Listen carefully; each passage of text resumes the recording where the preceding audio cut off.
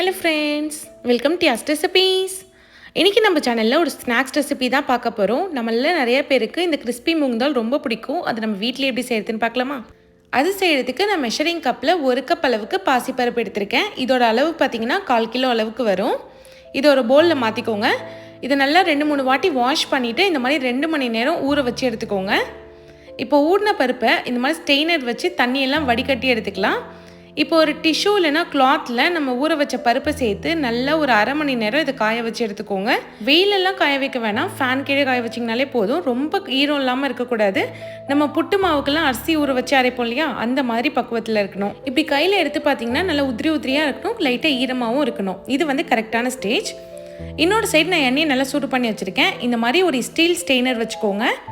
இப்போ நம்ம ஊற வச்ச பருப்பை ஒரு சின்ன கப்பில் எடுத்து இந்த ஸ்டெய்னரில் சேர்த்துக்கலாம். நம்ம போடுறப்போ கேஸ் வந்து ஹை ஃப்ளேமில் இருக்கணும். போட்டதுக்கப்புறம் மீடியம் ஃப்ளேமில் வச்சுக்கோங்க. ஒரு ஸ்பூன் வச்சு இந்த மாதிரி பொடிச்சு எடுத்திங்கன்னா ஈஸியாக நம்ம பொடிச்சிடலாம். இந்த மாதிரி ஸ்டெய்னரில் ஃப்ரை பண்ணுறப்போ நமக்கு ஈஸியாக இருக்கும் ஃப்ரை பண்ணுறதுக்கு. இப்போ இந்த அளவுக்கு கலர் மாதிரி வந்ததும் நம்ம தனியாக எடுத்து வச்சிடலாம்.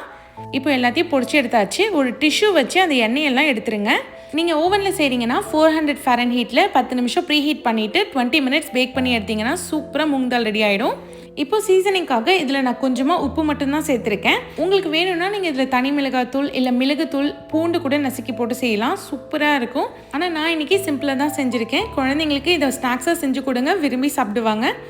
கண்டிப்பாக இந்த ரெசிபி உங்களுக்கு பிடிச்சிருக்குன்னு நான் நம்புகிறேன். இந்த மாதிரி நிறைய இன்ட்ரெஸ்டிங்கான ரெசிபிஸ் பார்க்க மறக்காமல் யஸ் ரெசிபீஸ் சேனலை சப்ஸ்கிரைப் பண்ணிவிடுங்க. தேங்க்ஸ் ஃபார் வாட்சிங்.